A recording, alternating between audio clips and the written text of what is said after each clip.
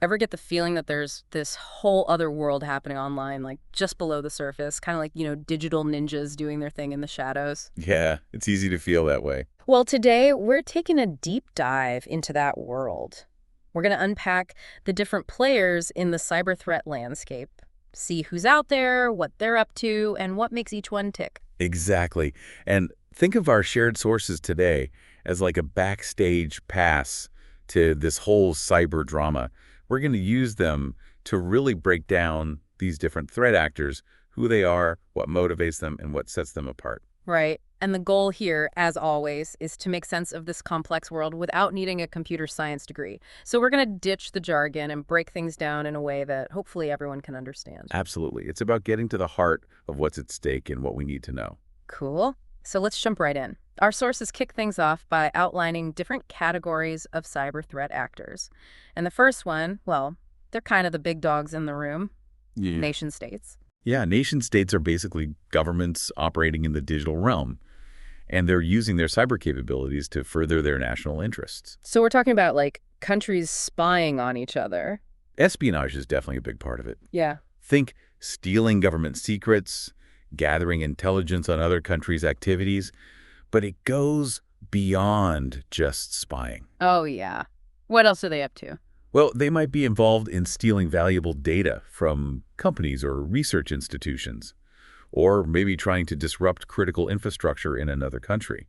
And of course, there's the whole thing about trying to influence elections or sway public opinion. Wow. So these nation-state actors, they're not just some random hacker in their basement, right? Definitely not. They've got serious resources. We're talking significant funding, highly skilled teams of experts, and access to really advanced technology. Right. So their attacks can be super sophisticated and hard to detect. Exactly. They're playing at a whole different level than most other threat actors. Okay, that makes sense. Now we're moving on to the next category, advanced persistent threats, or APTs. Ugh. Yes, the APTs. What comes to mind when you hear that term? Because it sounds kind of intense, right? It does, doesn't it? Think of APTs as the stealthy elite units of the cyber world. They're highly skilled, and they're incredibly focused on their target. Okay, so who are these APTs typically? Like, where do they come from? Well, they could be linked to nation states, Mm-hmm. or they might be part of a well-organized criminal group. The key thing about APTs is their persistence, Persistence, meaning? meaning they can infiltrate a network and stay hidden for a long time. We're talking months, even years sometimes. And during that time, they're quietly stealing data, planting malware, or setting the stage for a larger attack. So instead of just a quick hit and run, they're playing the long game. Exactly. They're patient, methodical, and incredibly good at what they do, which makes them a really serious threat. That's pretty scary stuff. Okay, so from the highly skilled APTs, let's shift gears to a very different type of threat actor, unskilled attackers. Yeah, sometimes called script kiddies. Script kiddies, is that like a technical term? Sort of. It's more of a way to describe attackers who lack deep technical skills.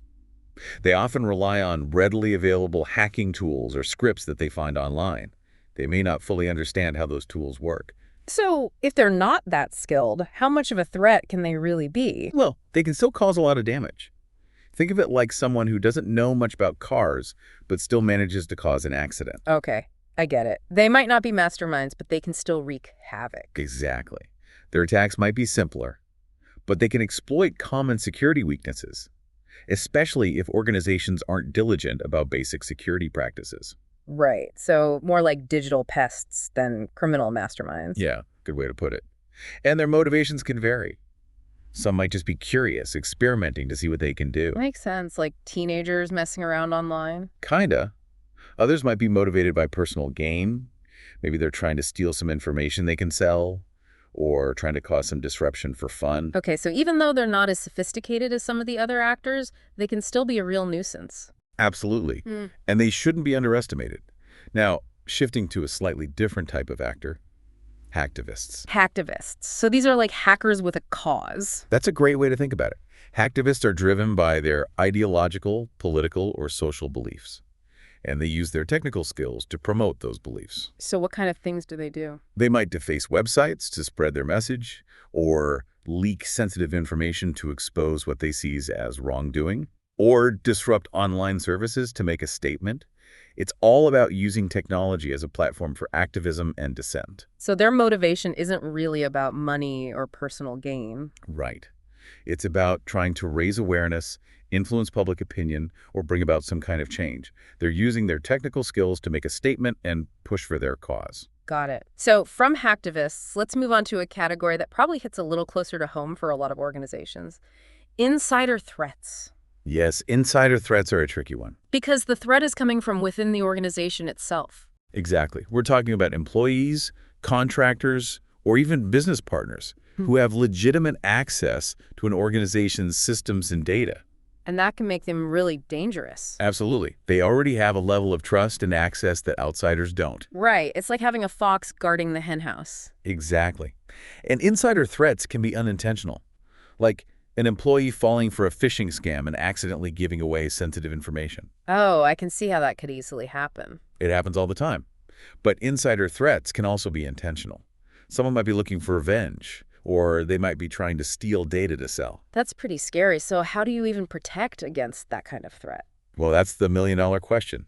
It involves a combination of technical safeguards, strong security policies, and being really diligent about monitoring user activity. Right, because you can't exactly just build a wall around your organization when the threat is already inside. Precisely. It requires a different approach. Yeah. Okay, moving down the list, we have organized crime. Now, this sounds like the digital equivalent of like traditional mafia group. You're not far off. Organized crime has definitely gone digital, and these cybercriminal enterprises are highly sophisticated, well-funded, and ruthlessly efficient. And I'm guessing their main motivation is profit. You got it. Money is the name of the game for organized crime. They're involved in all sorts of cybercrime activities. Ransomware attacks, stealing and selling credit card information, identity theft, online scams, anything that can generate revenue. So they're basically running their criminal operations online. That's a good way to put it. And they often have a clear hierarchy, division of labor, and they invest heavily in their tools and techniques. So not just a bunch of random criminals working independently. Nope. It's a well-oiled machine, unfortunately. Okay, our final category for today is a little different. Shadow IT. Shadow IT. That sounds kind of mysterious. It is. Shadow IT refers to technology being used within an organization without the IT department's knowledge or approval. Like, what are some examples? Think of employees using their personal cloud storage accounts to store work files. Or maybe using unauthorized software applications on their work computers. So are they doing this intentionally, like to cause harm? Usually not.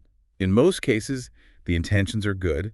People just want to get their work done more efficiently. So why is it considered a threat then? Because these unapproved technologies often introduce security vulnerabilities. The IT department can't manage or secure what they don't know about. Right, I hadn't thought of it that way. So even though it's not malicious, it can still create opportunities for attackers to exploit. Precisely. It highlights the importance of good communication between employees and the IT department and having clear policies in place. Okay, so we've covered the different types of threat actors. Now let's delve a little deeper into some of their key characteristics. The first one is internal versus external, which I guess is pretty self-explanatory, right? Yeah, it's a basic distinction, but an important one. An internal threat actor, as we discussed with insider threats, is already inside the organization's network. An external threat actor is coming from the outside. So how does that difference affect how they operate?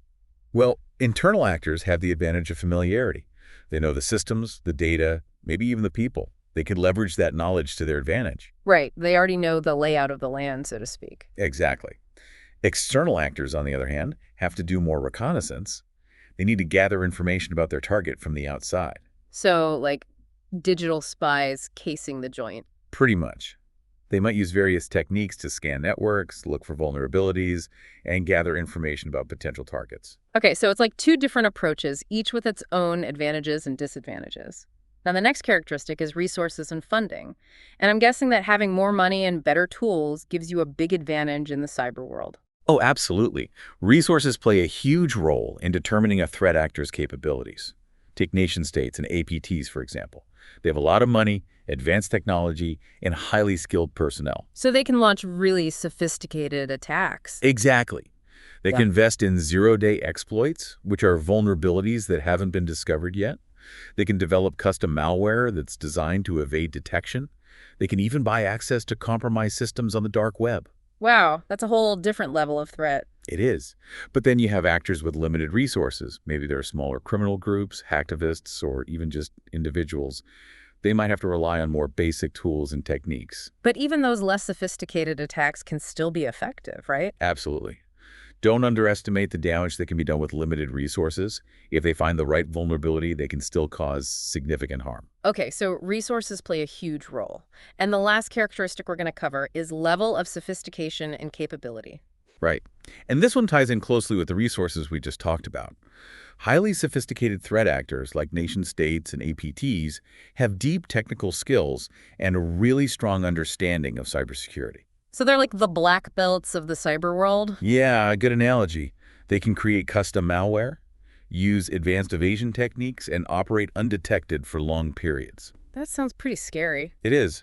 But then you have less sophisticated actors who might rely on pre-made tools and exploit known vulnerabilities. Their attacks might be simpler, but they can still be very effective. So it's a whole spectrum, from the super skilled ninjas to the folks who are just stumbling through the internet, causing trouble wherever they can. Exactly. There's no single profile of a cyber threat actor. They come in all shapes and sizes with varying levels of skill and sophistication. Okay, so now that we have a good understanding of who these actors are and what they're capable of, let's talk about the why. What motivates them? The million-dollar question. Understanding motivations is key to defending against these threats. And there's a wide range of reasons why people engage in these activities. So lay it on me. What are some of the common motivations? Well, one of the most common is financial gain. Many cybercriminals are simply looking to make money. They might steal credit card information, engage in ransomware attacks, or sell stolen data on the dark web. Makes sense. It's all about the Benjamins for them. Absolutely. Then you have espionage, which is a major motivation for nation-states. They're using cyber attacks to gather intelligence on other countries, steal trade secrets, or gain a competitive advantage. So it's like digital warfare. In a way, yes. Cyber espionage has become a crucial tool for nation-states in the 21st century. And then there's hacktivism, where individuals or groups use their technical skills to promote a cause or make a political statement. Right, we talked about them earlier. They're the ones who might deface websites or leak sensitive information to expose wrongdoing. Exactly.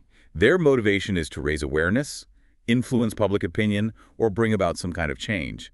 And they see cyber attacks as a way to achieve those goals. Makes sense. What other motivations are there? Well, sometimes it's simply about disruption and chaos.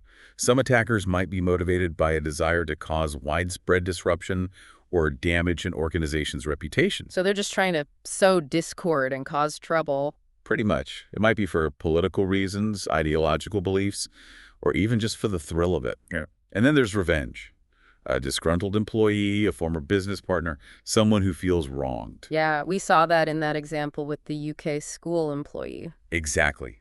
Revenge can be a powerful motivator. Yeah. And it can lead to some pretty destructive cyber attacks. And finally, there's the ethical hacker. Ah, yes, the white hat hackers. Yeah. Their motivation is to identify vulnerabilities and improve security. They're the good guys of the cyber world. So they're basically trying to break into systems to find weaknesses before the bad guys do. Exactly. They might work for security companies or offer their services as consultants, and their goal is to make systems more secure. That's actually pretty cool. So it's not all doom and gloom in the cyber world. Not at all. There are people out there working hard to make things better. That's good to hear. So to bring this all back to our listeners, why should they care about all this stuff? What's the takeaway message? Well, the key takeaway is that cybersecurity is everyone's responsibility. It's not just about protecting big companies or governments.